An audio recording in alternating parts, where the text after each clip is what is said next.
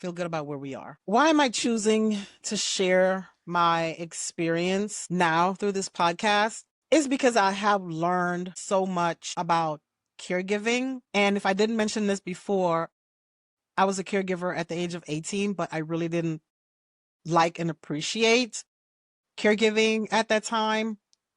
It's because I was forced into it. And I said forced into it because when I turned 18, I didn't know what I wanted to do. My mom took me out to breakfast on my birthday, August 24th. And she sat me down and she said to me, "You're 18 today. What are you going to do with the rest of your life?" I froze for a second and I said, "Heck, I don't know. I don't even know what I'm having for breakfast."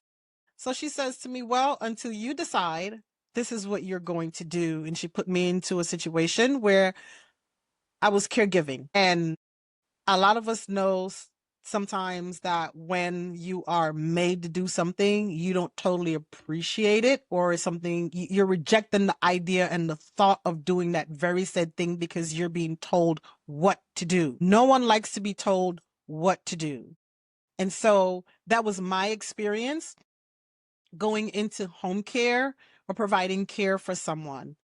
But after that experience, I decided I wanted to go and be a CNA. I went to CNA school, and then I decided I wanted to be a nurse because I wanted to do a little bit more. And I still call myself a nurse wannabe. I think, for a lot of reasons, because I think nurses do a lot more than they get credit for. Not all nurses, okay? Let me just make that clear. But if you're a nurse or you were a nurse, I thank you for what you've done.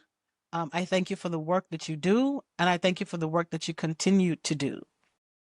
And so, because I have learned a lot about caregiving, about healthcare, about families and what set families back from providing the proper care to their loved ones, I want to share with my audience who choose to come and listen to this Give a Care podcast to understand that what I'm sharing with you is years and years of knowledge and experience that you may not get anyplace else, coming from someone who has been in home care and now owns a home care company. It is my duty, I feel, to give you that information, provide you with the knowledge so you can properly care for your loved ones. Because what we see in the home care industry, and maybe not every company will do this or, take the opportunity to educate you, but at Right Choice Home Care,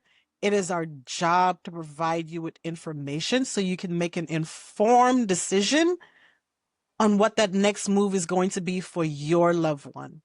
Whether they're in a hospital, whether they're incapacitated, whether they have dementia or no cognitive impairment at all, you need to know what to do next and not wait until your loved one is in the hospital on that bed where that hospital nurse or that discharge planner is saying you need to make a decision now, knowing that you don't have a clue about what to do next.